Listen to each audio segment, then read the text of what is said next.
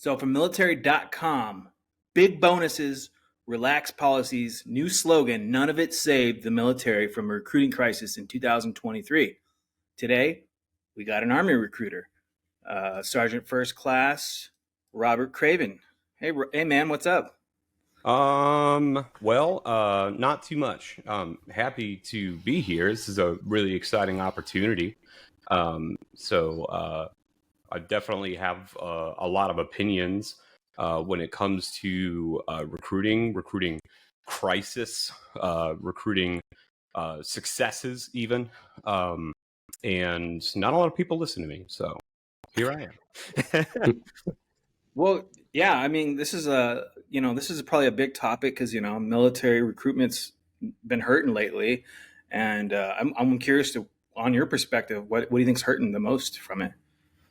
So, well, it recruiting has been hurting, and it is hurting military wide. So we're not just talking about Army. The DoD is down, but I don't think it's as bad as the media is making it out to be, because it's way down in certain areas, and it's actually not down at all in some areas. So, DoD wide and America wide, it's down, but it's just not. It's nuanced, so it's not as bad as the media says it is. As a matter of fact, I think one article I read said that the Army was down 30,000 from its mission this last year. And when I first started recruiting in fiscal year 16, I think it was, we also missed mission by that much. So, but no one cared back then, I guess. But now it's presented as a major crisis. So, yes, it's bad, but I don't think it's something to really worry about the future of America's defense or anything. It's funny you say that because the article I was reading said that this was the worst it's been in 3 decades. And then I started reading it. It was like, oh, yeah, we're 10,000 shy. And then I'd read reports from 2, 3, 4 years ago where we were 20 to 30,000 shy. So it just seems like it's being more publicized now than it ever has been. Yeah, and I would agree. And also, the recruiting mission is set by Congress, and it's changed yearly. And so let's say the Congress says they want us to recruit, 100,000 people, and we missed that mission by 10,000. So we recruited, 90,000 people. This is ridiculous numbers, by the way. I'm just throwing this out there. But let's say next year they want us to recruit 150,000 people, and we recruited 110, so we missed by 40,000. But we recruited 30,000 more than the year before. So the numbers can easily get skewed based on what we're actually told to do versus what we actually accomplish. So it's really hard to present to the public what we're doing and what we're not. Usually when Congress sets that as well, Congress sets an end state. So what they really want is, at the end of the day, an amount of soldiers. That's it. That's really all that they set. When it comes down to the Secretary of the Army, and then it goes down to TRADOC and then USAREC, and then that mission gets split up between retention and accessions. So, you need to retain this many, and you need to assess new individuals this many. And then that, of course, based on TRADOC's likely attrition rates through basic AIT and et cetera, they take those numbers and then they add a percentage of expected attrition through the pipeline all the way up until this is how many accessions you need, and then this is how many contracts you need, because contracts don't always lead to accessions. You have people who back out and things like that.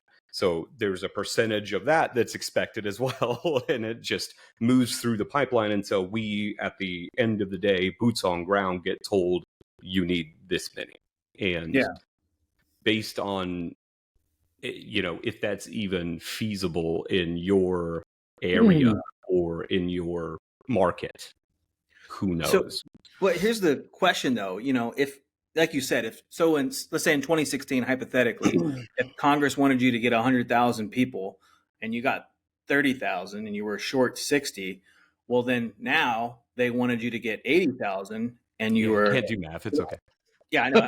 The percentage is the percentage though. Is the percentage getting worse or is it getting better? Because it doesn't matter number wise. If, like you said, if you're recruiting for 100,000 10 years ago and you're doing for 80,000 this year, is the percentage staying about the same? Because that's what really matters. Right, and that's a great question, and I'm pretty sure that those numbers would be.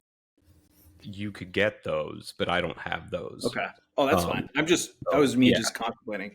But yeah, absolutely. Because it makes sense. Because at the end of the day, the raw number that you're recruiting, if it's less now, then fine. But based on several other factors, is that worse or not? And the factors are enormous. There are tons of factors. And when it comes to why recruiting, say again, is the Space Force a factor? Did they hurt your recruiting, do you think, when they opened up? Well, wait, say that again. Is what a factor? The Space Force forming a new branch, do you think that y'all's ability to recruit at all? No, not at all. I read that only the Marine Corps and the Space Force were the only two branches that were able to meet their numbers, pretty much. Right. The Space Force does recruit out of our target market, but most of what they have recruited out of is the people who are already in. So there's a lot of Army officers and other branch officers that have moved to the Space Force, and several NCOs and stuff like that. So have you considered it? No, why the fuck does the Space Force want me for? Can we curse on this thing, by the way? Yeah. Yeah, I don't see why not. It's fine. I just figured you'd want to go to the Space Force of all branches, Like shit, the Army doesn't even want me. Like why would the Space Force want me? No, I have made no considerations, and the recruiters for the Space Force are just the Air Force. So the Air Force has been recruiting for the Space Force. I would imagine it would need to get significantly larger before the Space Force got its own branch recruiters. How long have you been a recruiter for? Well, we're going on 8 years. Oh, okay. Yeah. So quite a minute. And from what you've seen, this is pretty on par as far as meeting standards.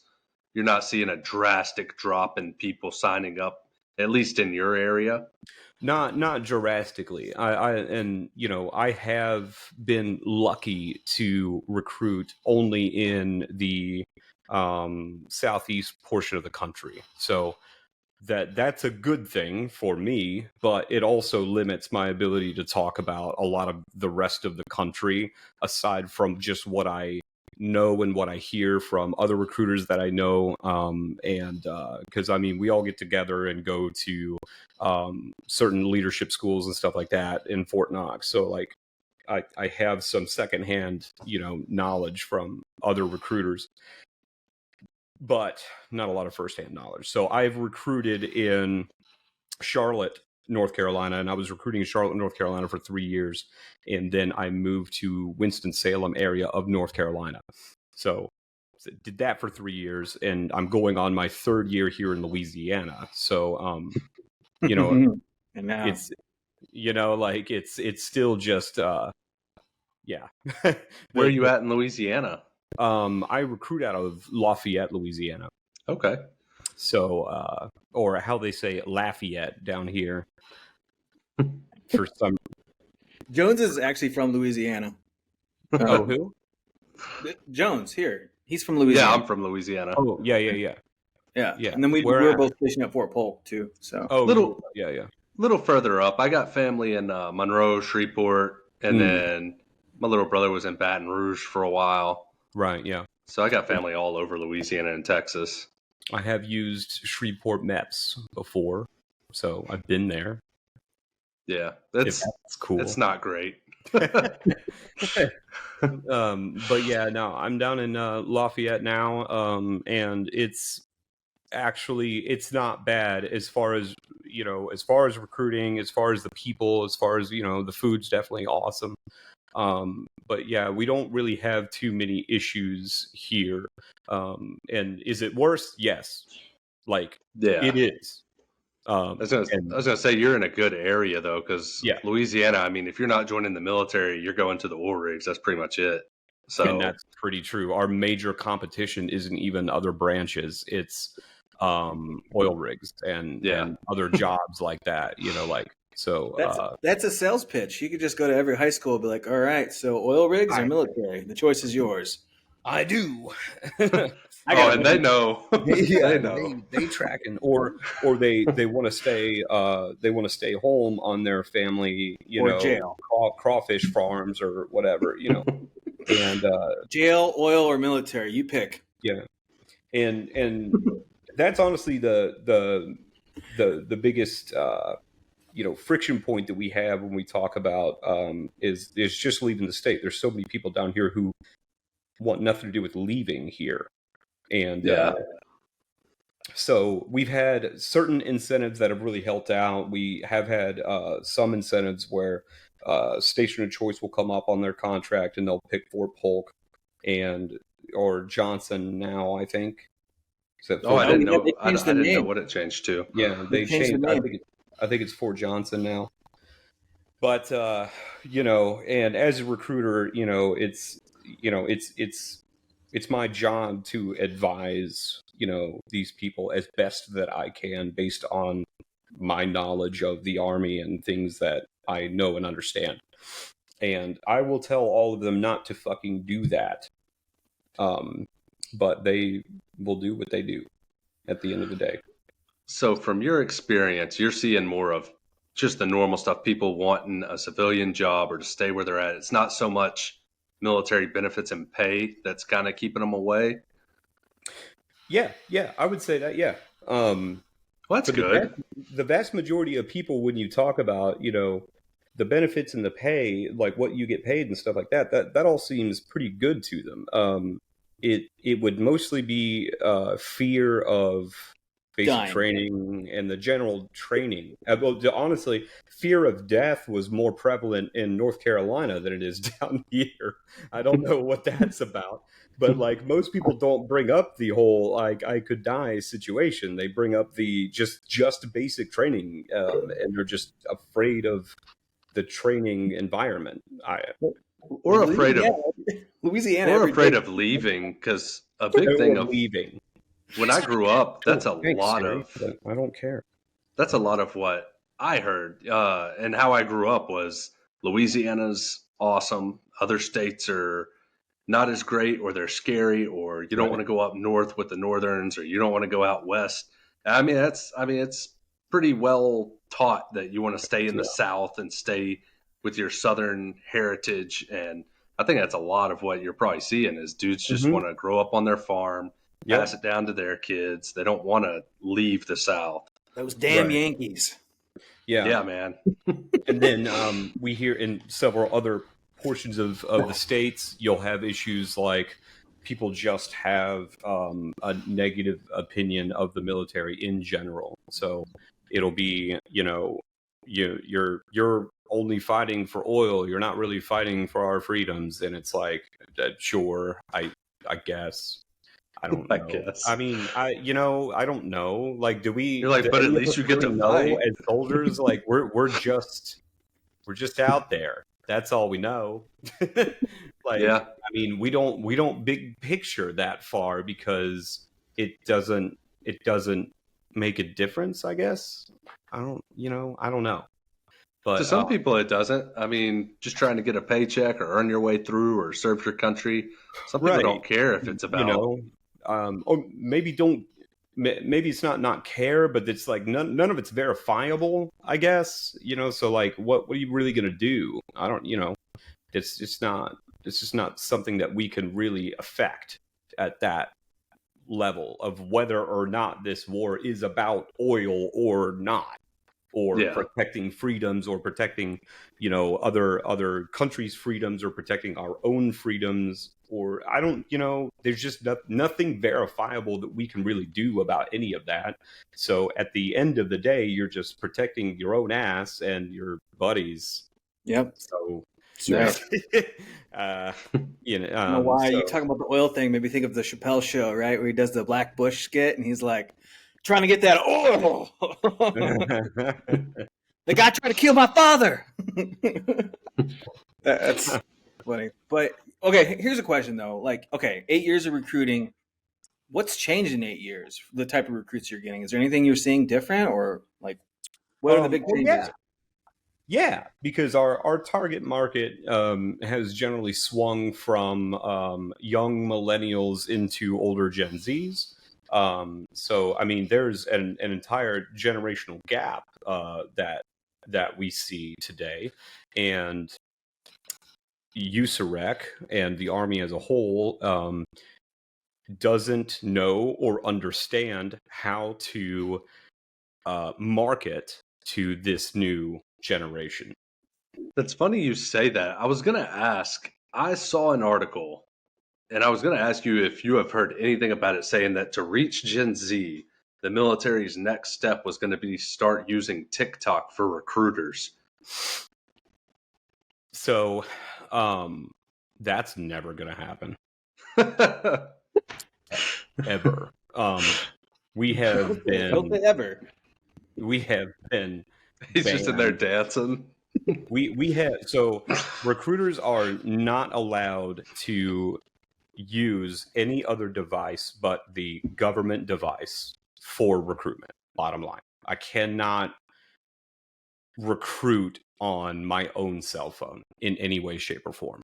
I have to use the Army's cell phone that they gave me. I can recruit from there. And could you have like TikTok, an Army Instagram page? Like, yeah. I don't think I post on it, but it exists. Okay. And I do have another Facebook account and et cetera, et cetera. So like I have all these social medias that are for recruitment only, and they're only on my Army iPhone.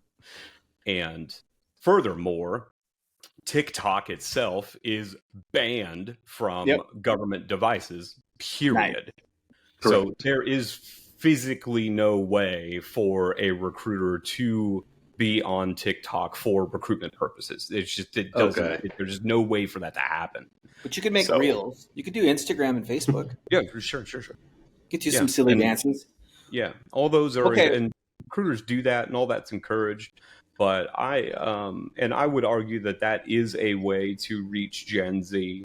But I would argue that the issue is way bigger than that. Yeah. The issue is a Army-wide issue that we really cannot solve.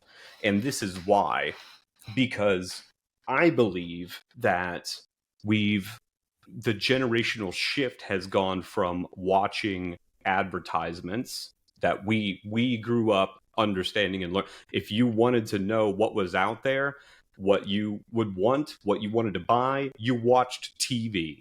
And when an advertisement came up, you were like, putting that on my Christmas list. I want that. That's awesome. But we don't do that anymore.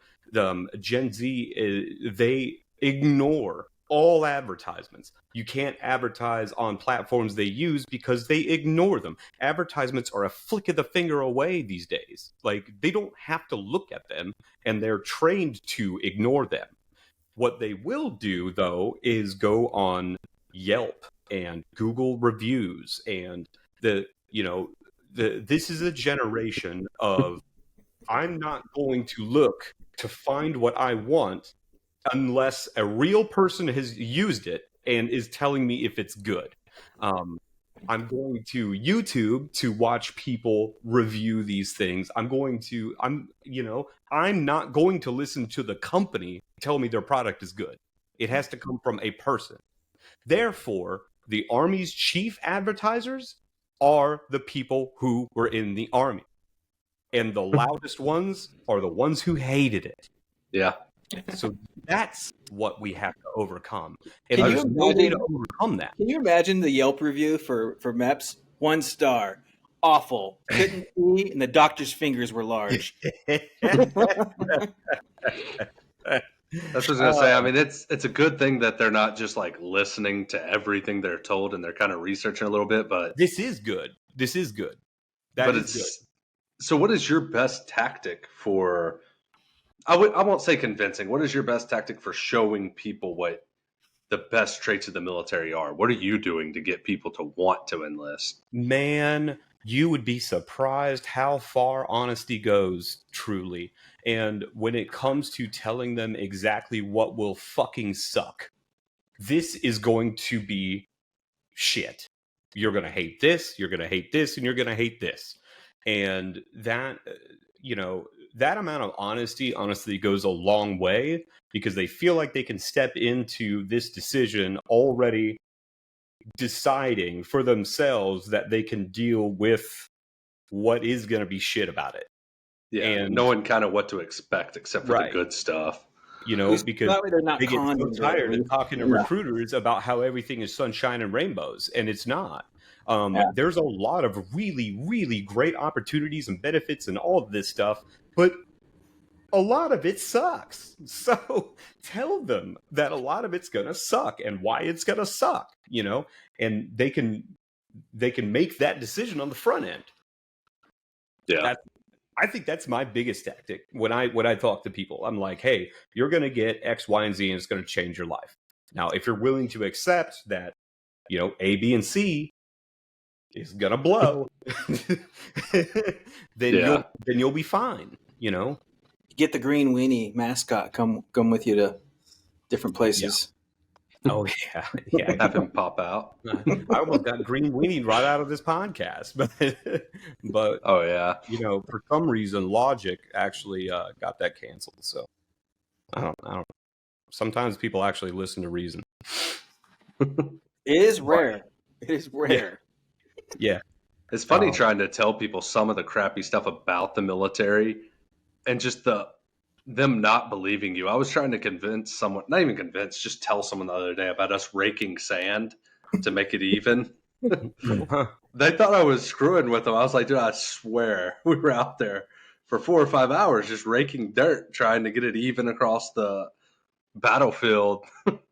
Oh, that's funny. You ever cut grass with scissors with the PT belt on? No, I haven't ever done that. I know I'm just saying it was kind of a joke to tell a random person. They just don't believe that. But we did have like one of those manual, like grass cutters. Like, you ever seen those? It's like the little clipper things. Yeah. Oh yeah. You just push it, and it's got the like wheel of blades that it's 100% manual. We did have one of those back in my 100 pages grass.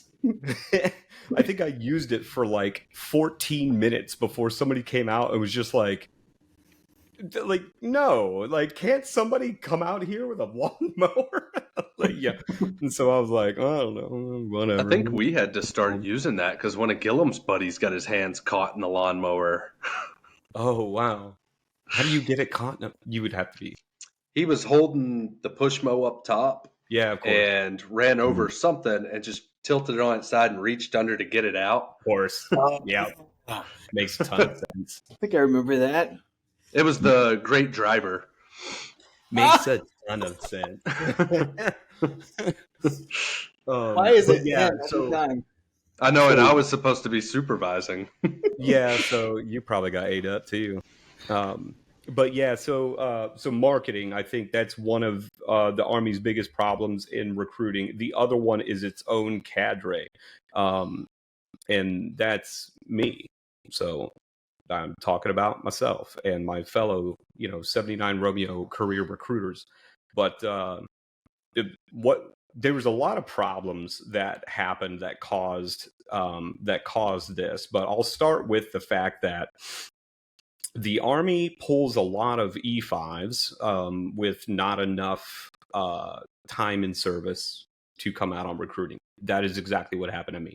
I joined as an infantryman, and around 4.5 years time in service. At the time, I was an E5, but for barely a year, and I didn't even have enough team leader time to really even be considered an E6.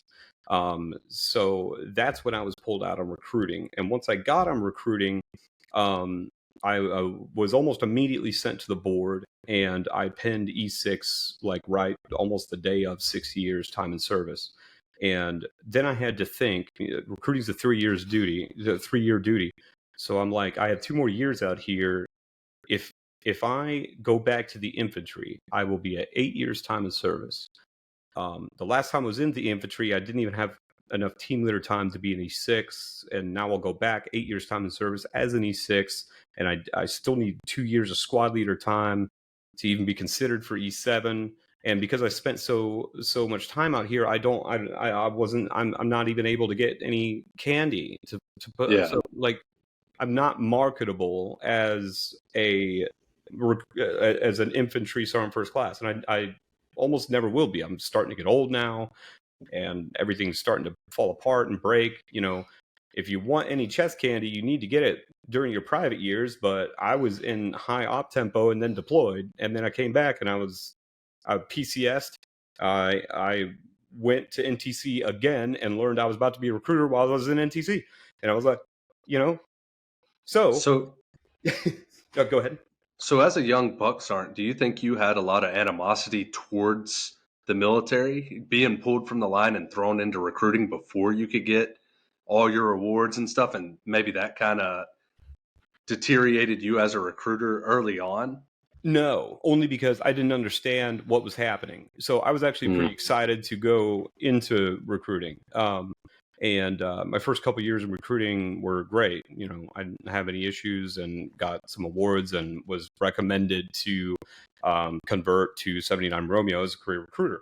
But in deciding to be a 79 Romeo career recruiter, that is when I started considering what this really did to my career as an infantryman. So at this point, it was be a recruiter or likely end my career. And so I switched to become a recruiter, obviously. And then immediately was sent to take over as a station commander.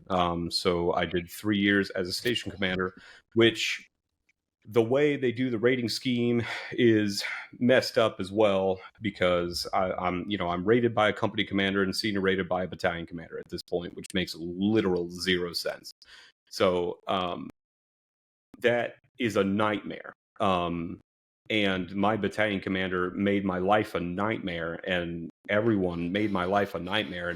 And being a station commander is a nightmare. It just is, bottom line. But I think the worst part about it is that the way talent management works, honestly, doesn't make any sense either, because in the infantry, if you are rated against other infantrymen, it seems to almost make sense. And when you're going to E7, you're rated against the pool of infantrymen across the country. But skill at infantrymaning is not always a whole lot different. Everybody has different environments to infantrymen in. Everyone has different, that dealing with the cold or the heat or the humidity or the this. So yes, that's different, but infantrymaning is generally the same. And if you are shit hot at infantrymaning, you will likely be adequately rated against your peers who, wherever they're at in the country. But recruiting just doesn't work like that ever. And the fact that as a station commander of Mount Airy, North Carolina, which is what they based Andy Griffith off of, being rated against a station commander anywhere else makes no fucking sense at all. And I was selected for Sergeant First Class, which is great, and I pinned that. But at the time, recruiting also decided to convert E7s to 79 Romeo, which meant that the Army's assessment on how many E7s that we needed was thrown in the garbage, because they'll select 79 Romeo E6s. Like, well, we need 112, so we'll select 112 E6s, and then 45 E7s just convert directly, and then that throws that in the fucking garbage. So I was selected to E7, didn't pin it for 2 years, because that's how long it took them to exhaust that list. Whatever. So you've got your cadre. Your entire cadre, 79 Romeo career recruiters, are made up of people who didn't necessarily want to come out here and do this. They were DA selected, and the DA select recruiters likely converted because they had to, because otherwise their career would be over. And USAREC is half full of career recruiters who do not want to do this job, never did, hate their lives, and are just trying to make it through. So that's the other half of what's happening in USAREC. Is the green weenie worse in the infantry, or is it worse in recruiting? It's just different. Just a different weenie? All right. It's just different, you know. It's it's about the same size and shape, but somebody else is pushing it in. Nice. That's the clip right there. You know what I'm saying? It's just, it's wildly different. And a lot of people will say, well, at least you're at home with your family. Yeah. At least you're, sitting on porcelain. And at least you're, this and that. And it's yes. Trust me, I know both sides of it, but, it doesn't suck any worse or better. It's just different. It's a different type of stuff. So being a career recruiter, is that all you're allowed to do until your career's over? There's no way if you go into like drill sergeant school or anything like that? No. That's pretty much it, yeah. So you're excited about being a recruiter till the end of your career, or? No. No. What do you have? 10 years left? Yeah, about 7. 7? Yeah, 7. That's 7. not too bad. It's not bad. Yeah, no, but I actually have an ETS date, and I'm one of the rare ones who is beyond 10 years time in service, E7, and still actually have an ETS date. I have not signed INDEF yet, but my next contract will be INDEF or nothing. So, and my ETS date is in March. So, it's coming up. Yeah.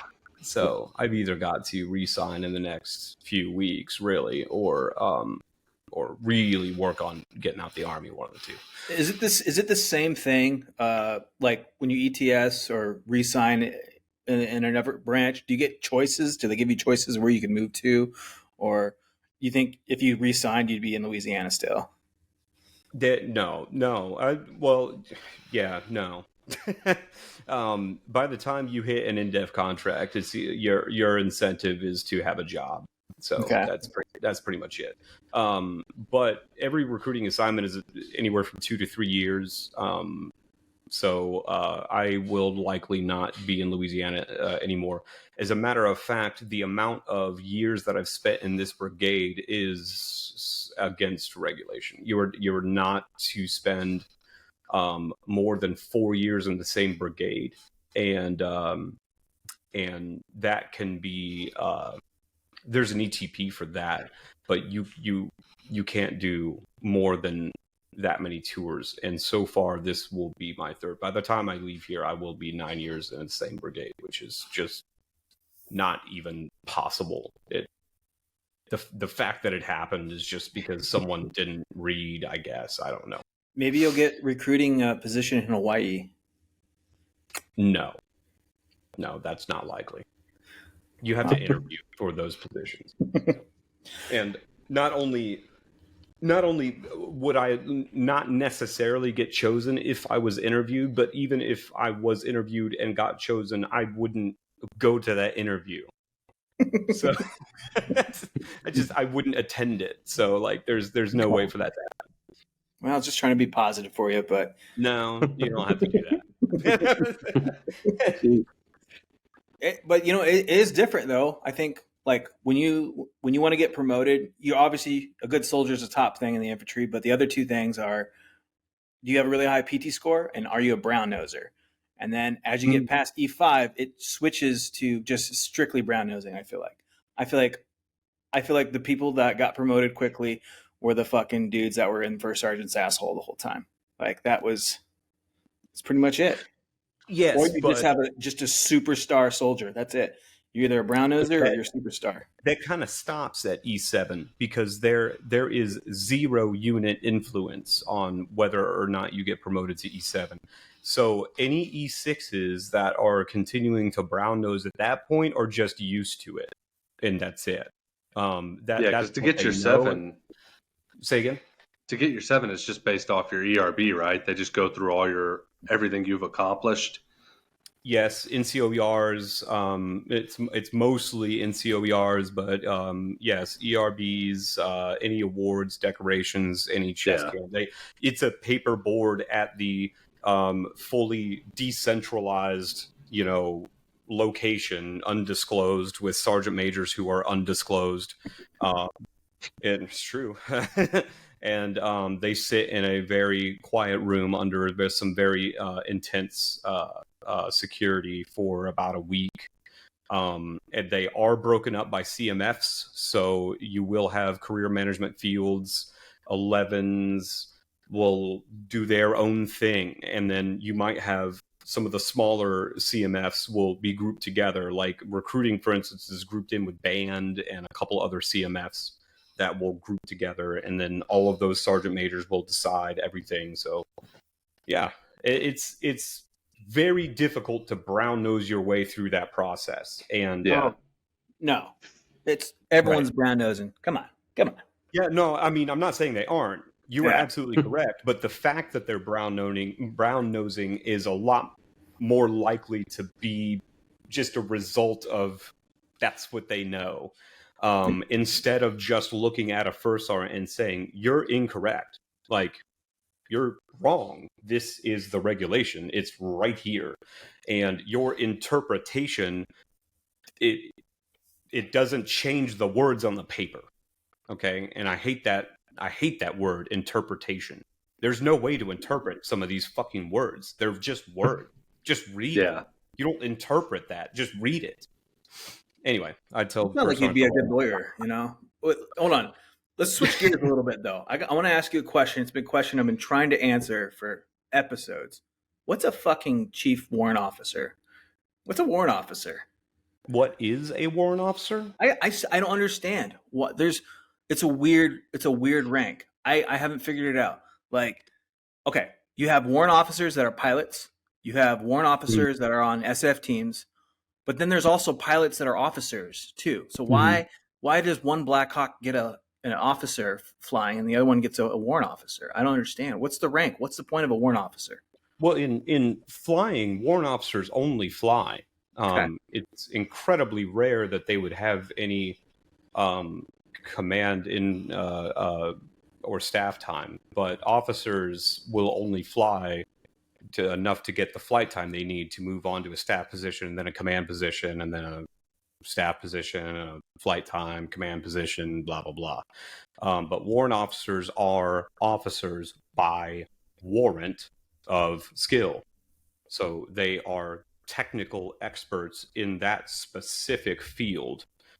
They do have MOSs, whereas officers do have MOSs technically, but they're branch officers. Like a intelligence officer is an officer of the intelligence branch of the Army, whereas a warrant officer will be a warrant officer of this intelligence system, because they are officers by warrant of their skill in this area, and they will not do command or staff time unless there's very rare situations in Army regulation that will allow a warrant officer to be in command, but it's usually because there's no other commissioned officers. So That's warrant actually officers are not commissioned until WO2, and I don't know why. None of that makes any sense, but hey, fucking whatever. Yeah, That's what I understand. You actually probably explained it to me the best, and it makes a lot more sense. But now I'm starting to understand even more. I think a warrant officer is the biggest sham job in the entire military because you're like in charge, but you're not in charge. Nobody really knows what you do, so you just get a. Everyone's like, "Do we salute him?" I don't know, but he just goes off and does his own thing, and they get to fly shit and be. I mean, it sounds like they're the biggest sham artists in the entire military, and they're badasses. Yeah, But I would agree with that. Yeah. It's very rare that they do not that they don't do anything, but it's very rare that they do like just all of the other army isms. They'll go to their shop and then they'll complete their tasks and then they'll leave. Like that. Allegedly.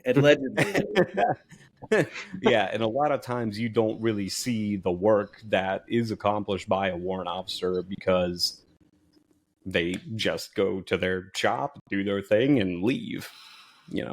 So fine with me.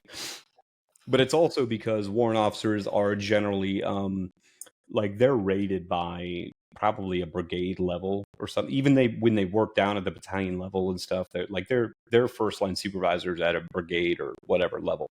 And so anybody who walks up to them and says, "You got to do this," they're just like, "Bro, talk to my raider." Because he doesn't care what I do. Bye. Anyway. Wait, why did they go back to the old slogan though? Like why? Oh, actually, I do have an answer for this. And it's an interesting one. And it has a lot to do with money because the Army didn't actually own its logo or its slogan. It paid a company to come up with the Army's logo like 30 fucking years ago, as well as the several slogans that it's had. But the last slogan that the Army actually did own was that one, I guess. Be all you can be. Yeah. So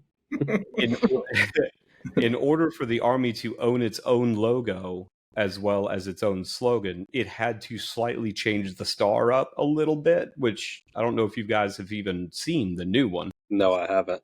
Well, it exists. It's been out. Well, ever since you heard about the new slogan, that's when the new actual star logo was created. So the Army Reserve actually has its own logo, et cetera, et cetera. But yeah, those came out because the Army didn't own the old star logo. That makes sense. I mean, that's truly it. Like, some guy has the rights. They're like, "Hey, you guys are using my slogan. You're not paying me." It was. Like, we got to go back to the old one. It was some company, I don't know, that the Army paid to come up with all that stuff, and as many little like theories as people wanted to have about the whole thing, like it's truly just because the Army didn't own it, and so they came up with something, and now they own their own logo. They should just go old school. I want you, Uncle Sam, right? Just the Uncle Sam, like you. Yeah. Well, old school, do you like the new old uniform? Yeah. Wait. Are we changing the uniform again? Oh, yeah. The AGSU. Yeah. You switched to the World War II uniforms, dress uniforms. Right. Basically. Yeah. And the switch to the ASU was a like a hat tip to the Revolutionary and Civil War periods, I think. So now we're celebrating World War II. And then maybe in 10, 15 years, we'll go back to like the greens and just kind of keep recycling. Well, I feel like the Army's just kind of, they need to find their brand identity kind of. And I feel like going to that World War II uniform is that kind of that more of that identity. Because like the Marines are like the same thing. They went to their digital camis, and that was the only uniform change they really did in years. Yeah. And they've had the same dress blues forever. And the Army is like a chick with their fucking hair. Like, the other thing I want to make clear as well is that This time, this isn't a uniform switch. The AGSU is a uniform addition to the ASU. Does not have a wear out date. It's planned on being a more formal uniform for more formal occasions. So yeah, I just wanted to make that clear. It seems to the general public seems to think that we're doing a switch as well, and it's intended to be a more daily wear type uniform instead of the ASU is just more formal. So yeah, which I agree that we probably would need a more daily wear uniform, especially if we're going to, as a whole, get out of wearing a utility uniform on the daily basis when you don't do a utility job. And there's a lot of opinions about that topic. Oh, I'm sure. In my opinion, I actually kind of agree with it, but no, it makes sense. I mean, yeah, and then I think also they should come up with a uniform that they can have for like different weather. Because obviously, if you're in Alaska, you can't wear the same. Or like, a better uniform for different weather. Like, because I mean, like the Marines, they have like their different uniforms, and they can definitely dress per the job. They don't always have to be in their camis. But like, for example, if you're up in Alaska, you need a different uniform than when you're in Louisiana, and it's ridiculous because Louisiana was the only place I've ever been where you just sweat from walking for 5 minutes. Yeah, and I'm guessing then your uniforms would deteriorate, and then they'd be mad at you for having a deteriorated uniform. Like, hey, why is your uniform fucking shit? Well, you just smoked me 2 hours ago, and I was trying not to get smoked today, and this was my nice uniform for today. So it's a challenge, Yeah, I'm guessing you haven't seen the hot weather uniform. There's a I have not. I know the hot weather uniform. We talked about last podcast. You get to roll up your sleeves a little bit. No, yeah, I mean, I can roll my sleeves in any uniform if I want to, because my arms aren't too big to fit in it. But that is a problem with some people because, well, first of all, the ALRAC says that you can roll your sleeves up, right? But the command can always say, don't do that. So I don't think it really changed much around the Army. But with the hot weather uniform, well, yeah, and then the other thing is if your arms are too big and you try to roll the sleeves, your arms won't fit in the freaking sleeves. Yeah. but my arms aren't too big for that. But yeah, with the hot weather uniform, no, it's made of a whole different material. A lot of people say that they feel like pajamas when they wear them. It doesn't have pockets on the chest. And they have pocket flaps instead of the zipper. There's some other changes, but yeah, it's made out of a whole different material, and I haven't bought any because I think they look stupid without the pockets on them. So nice, whatever. Nice. So yeah, you're thinking about getting out. A lot of the guys were thinking about getting out or re-enlisting. One of the two things. What would you do if you did get out, though? Like, should probably take a nap. Sleep for the first time in 13 years. Yeah, right. Grow a beard, which is the that's like the veteran identity card. Yeah, it is. Yeah, without the beard, you just look like you just look like you're still in the Army. It's happiness. Yeah, yeah, that's about it. But I do have a master's degree in management and organizational leadership. I mean, I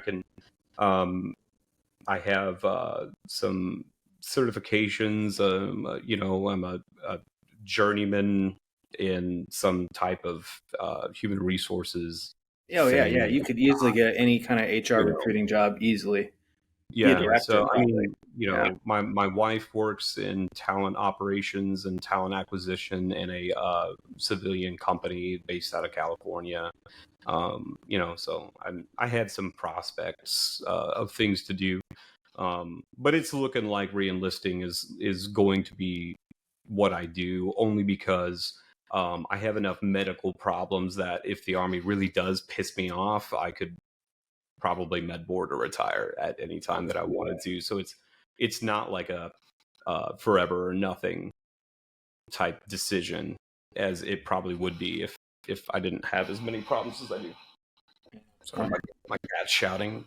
I think, yeah, it's just what happens in the military. Everybody's body takes a beating, so make sure you claim all that stuff. And man, you might as well get your 20 and get that sweet retirement, you know? Yeah, for sure. I mean, that's the idea, but just to keep my own sanity, and this is true for any, you know, if any recruiters are watching this or people who have recruited before or anything like that, like they understand like 3 years on production numbers is pretty much anybody who's ever done sales, let's be honest, but 3 years on production numbers, like it takes a mental toll, but 6 takes a mental toll as well, and so does 9, and that's what I'm going on. So I need to my next position needs to be something off production. I can do anything in instruction, operations, training even. There's all kinds of positions in USAREC for somebody who is not on production numbers, and I need at least one tour of that just to not hate my life, and then I'll be good. So if that does happen, then I'll be able to make it to 20. If that doesn't happen, I will med board. So we'll see what the Army will do with me. Let's talk about something more serious, though. Is Die Hard a Christmas movie? Yes, absolutely. For sure. That's easy. It's like such a good movie. Yeah. I would argue that Lord of the Rings is too, just because of all the elves. I didn't think about that. Actually. But no, I mean, it happens. It's not about Christmas, but it happens during Christmas time. But that's not enough for it to be a Christmas movie. I think it has the Christmas themes there. Great. It does. You're thankful. He's thankful to be alive. Thankful when he finds different ammo and guns, and you know, there's that Christmas spirit in there. Yeah. There's a tree in the movie. Yeah. Yeah, there's that whole Grinch, basically, that he throws off the roof. Yeah. So. Yeah. I think it fits it all. It's no different than Home Alone. When he hits the ground, but no, I think because of the cultural, it plays on TV at Christmas time, like every year. Every year, there's a freaking Die Hard marathon every year. Like, it's culturally ingrained as a Christmas, just during that time. Like, it's a Christmas movie. Yeah. I don't think he would have too many arguments against it. Bruce Willis is he's a national treasure, you know. Have you noticed he plays the same character almost every movie, though? Divorced alcoholic cop. Yeah, divorced. They're like, hold on, we're gonna play a movie, divorced alcoholic cop. Who can we get? Yeah. Bruce Willis. And Bruce Willis is just like, there's no one on earth that knows more about all 3 of those things than me. Every fucking movie with him, that's his role. It's the same with Boromir from Lord of the Rings. Oh, what is that actor's name? Medieval. We need a medieval guy. Well, they were saying he has been killed in films more than any other actor, and they did a montage. It was like 4 minutes long of just him getting shot. I don't know why. I don't know what's bringing that up, but this dude is definitely into the Lord of the Rings. I know. I need to watch it again. Like, they're solid. The time you brought that, or what about Lord of the Rings? I'm like, they're solid movies. I personally like the what's the prequel series for it? I like it better though. The Hobbit. I like the Hobbit. Yeah, those are good. I watched it once and I was really drunk and I don't really remember a lot of it. That's what happens. I think like watching good movies is like a holiday military thing, because like when you're on deployment and it's during the holidays, that's the only thing you get to do is just watch. I never watched Harry Potter until I went to deployment, and I was just like, fuck it. I have nothing else to do. Yeah. I'm going to watch Harry Potter. It's just, it's what you have, and you've seen every other movie. So, you know, you just, Yeah. You know, and you just trade movies. Like everybody's got like a terabyte hard drive full of movies, so you just kind of like grab movies. The most sad thing is I was on CQ duty and I left my 1 terabyte hard drive in the TV on CQ duty, and I came back and they're like, "Oh, it's not here," and they stole my hard drive. I knew it. I never understood that. Why would you steal somebody's hard drive? Why wouldn't you just look at it and be like, I'm just going to copy all of this? Yeah. Like, it was Echo what's Company. the point? It was Echo Company too, our support company. That was who we relieved. Every Echo company is a shitty company. I know. That's what it is. Pretty typical. Well, dude, this is probably about it. We usually go about an hour, so just want to wrap things up. Thanks for coming on. Okay. And, well, I hope I gave you enough content. I definitely have a lot more things to bitch about when it comes to recruiting. So no, man, we'd love to have you on again. No. If you have any questions, you definitely can call me. Yeah, if we Sounds need good, man. We appreciate you coming on, man. We've been looking forward to having a recruiter on and kind of getting some questions answered. And it's not quite what I was expecting. I thought it'd be in a way worse position than it is, but it's good to know that you're at least, it's on par with the past few years. Yeah. It still is worse, but it's just not as worse as it seems. I don't think. They're just kind of blowing it out of proportion. Maybe we can have them on again with another recruiter. We'll have 2 recruiters. That could be bad though, because you'd be surprised how much recruiters don't know, and then I would have to correct them a lot because I've read every regulation ever. That sounds like a fun episode to me. I know, right? We'll find someone that just became a recruiter. Yeah, and I have to be like, no, that's not how it works. I've read every MEPCOM regulation too, like regulations that aren't even my regulations. I've read them all. Sounds like you had a lot of time to kill. Yeah, for sure. I read Army regulations at night before I go to bed. It's actually a problem. But y'all make sure you have a good weekend and stay safe. And I got a birthday party to get to. Happy birthday to your wife. It's time to pop smoke, and Merry Christmas, everyone. Yeah, you too, man. All right.